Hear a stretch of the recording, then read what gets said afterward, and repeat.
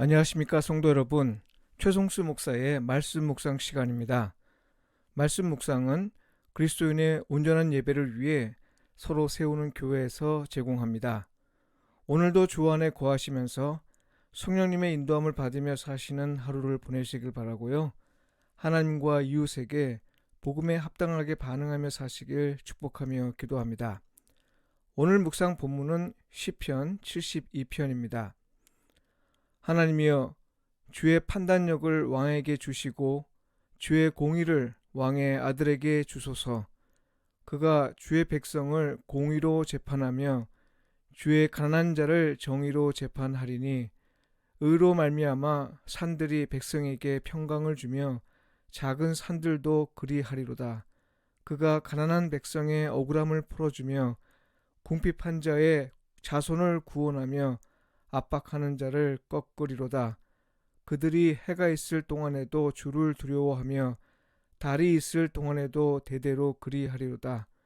그는 뱀풀 위에 내리는 비같이 땅을 적시는 소낙비같이 내리리니, 그의 날에 의인이 흥왕하여 평강의 풍성함이 다리 닿을 때까지 이르리로다. 그가 바다에서부터 바다까지와 강에서부터 땅 끝까지 다스리리니, 광야에 사는 자는 그 앞에 굽히며 그의 원수들은 티끌을 핫을 것이며, 다시스와 섬의 왕들이 조공을 바치며 스바와 시바 왕들이 예물을 드리로다. 모든 왕이 그의 앞에 부복하며 모든 민족이 다 그를 섬기리로다. 그는 궁핍한 자가 부르짖을 때에 건지며 도움이 없는 가난한 자도 건지며, 그는 가난한 자와 궁핍한 자를 불쌍히 여기며 궁핍한 자의 생명을 구원하며 그들의 생명을 압박과 강포에서 구원하리니, 그들의 피가 그의 눈앞에서 존귀히 여김을 받으리로다. 그들이 생존하여 스바의 금을 그에게 드리며 사람들이 그를 위하여 항상 기도하고 종일 찬송하리로다. 산 꼭대기의 땅에도 곡식이 풍성하고 그것의 열매가 레바논같이 흔들리며 성에 있는 자가 땅에 풀같이 왕성하리로다. 그의 이름이 영구하며 그의 이름이 해와 같이 장구하리로다. 사람들이 그로 말미암아 복을 받으리니 모든 민족이 다 그를 복되다 하리로다. 홀로 기이한 일들을 행하시는 여호와 하나님 곧 이스라엘의 하나님을 찬송하며 그 영화로운 이름을 영원히 찬송할지어다. 온 땅에 그의 영광이 충만할지어다. 아멘, 아멘. 이새의 아들 다윗의 기도가 끝나니라. 이는 주님의 말씀입니다. 아멘. 지도자에 대한 성경의 관점, 이 제목으로 말씀을 묵상하겠습니다. 세상을 창조하신 분은 여호와 하나님입니다. 세상을 다스리시는 분도 여호와 하나님입니다. 인간은 하나님의 위임을 받아 이 땅에서 권리를 행사하는 것이죠. 모든 권력은 하나님에게서 온 것이다, 이 말입니다. 어떤 형태로든 힘을 행사할 수 있는 위치에 있는 사람은 이 점을 명심해야 합니다. 세상이 뒤죽박죽인 건 하나님의 위임을 받아 사는 인간이 하나님의 부르심에 합당하게 살지 못하고, 특히 세상이 하나님이 말씀하신 대로 되도록 행하지 않았기 때문입니다. 신학적으로 말하면 죄 때문이고, 인간학적으로 말하면 인간의 욕망 때문입니다. 인정받고자 하는 욕망, 자기를 나타내려는 욕망, 하나님처럼 되려는 욕망, 자기 뜻과 생각에 따라 옳고 그름을 판단하며 살려는 욕망, 곧 지배하려는 욕망 등입니다.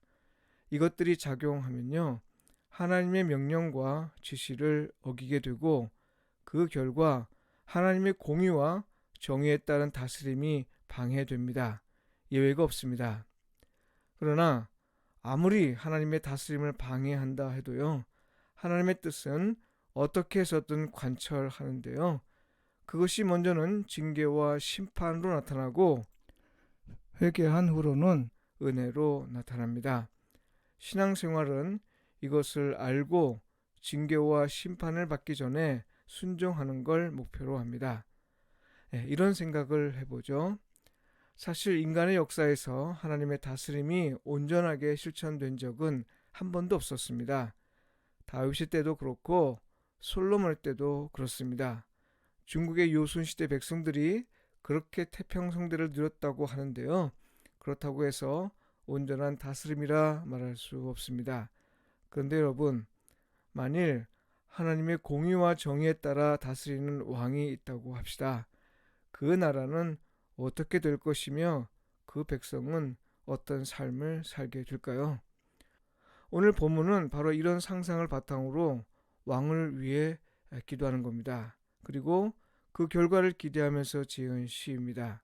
모든 열방이 시온을 향해 몰려올 것이며 열방의 신들이 여호와 하나님 앞에 굴복할 것이라는 유대인의 묵시록 전통에 기반을 두고 있습니다. 이런 묵시록 전통을 배경으로 시인은 지금 시를 통해 한 번도 경험해 본 적이 없는 나라, 흔히 메시아의 나라로 알려진 이런 나라의 모습을 기대하며 기도한 겁니다. 오늘 우리 그리스도인은 이런 나라를 하나님의 나라로 부릅니다. 그리고 이 나라는 예수 그리스도를 통해 계시했기에 온전히 나타나기 전, 그러니까 그의 재림 이전이라도 어느 정도는 경험할 수 있다고 믿습니다. 여러분, 그 나라는 어떤 나라입니까? 네, 성경에 나온 바에 따르면 하나님에게서 판단력을 받아 공의와 정의로 다스리는 나라입니다. 사람들이 평화를 누리고 구원을 받습니다. 항상 주를 경배하고 일상의 삶에서는 풍성한 결실을 누립니다. 모든 열방이 선망하는 대상이 됩니다. 이런 나라가 가능하기 위해선 하나님이 판단력을 주셔야 하고요.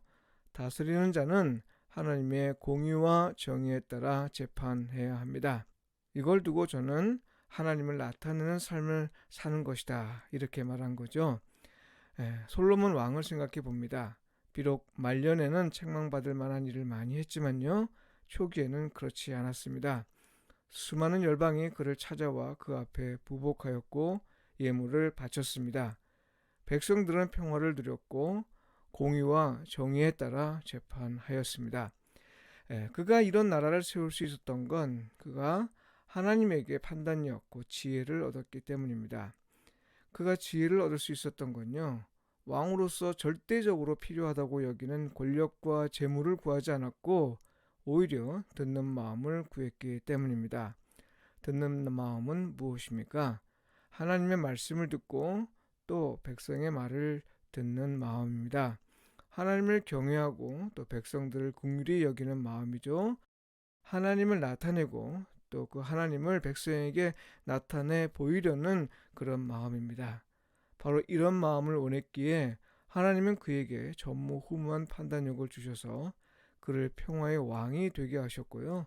그의 백성을 위대한 백성이 되게 하셨습니다. 성도 여러분, 이 땅에서 하나님의 다스림을 온전히 경험할 수는 없지만요, 부분적으로 경험할 수 있는 길은 있습니다.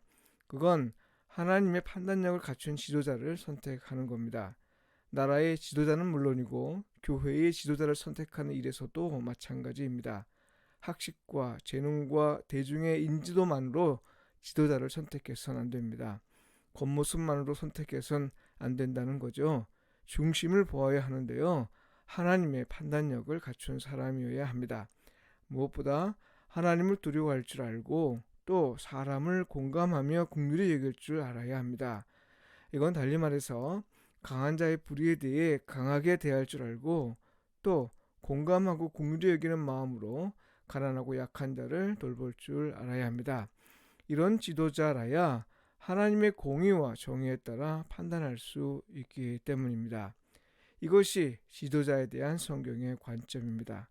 지도자를 선택하는 것도 중요하지만 무엇보다 먼저는 나 자신이 그런 사람이 되어야 할 것입니다. 왜냐하면 모든 그리스도인은 왕같은 제사장의 신분으로 부름을 받기 때문이죠. 기도드리겠습니다. 우리를 다스리시고 돌보시는 하나님, 우리에게 주의 판단력을 주옵소서. 공의와 정의에 따라 살게 하시고 하나님의 공의와 정의에 따라 판단하는 지도자를 선택할 수 있게 하소서.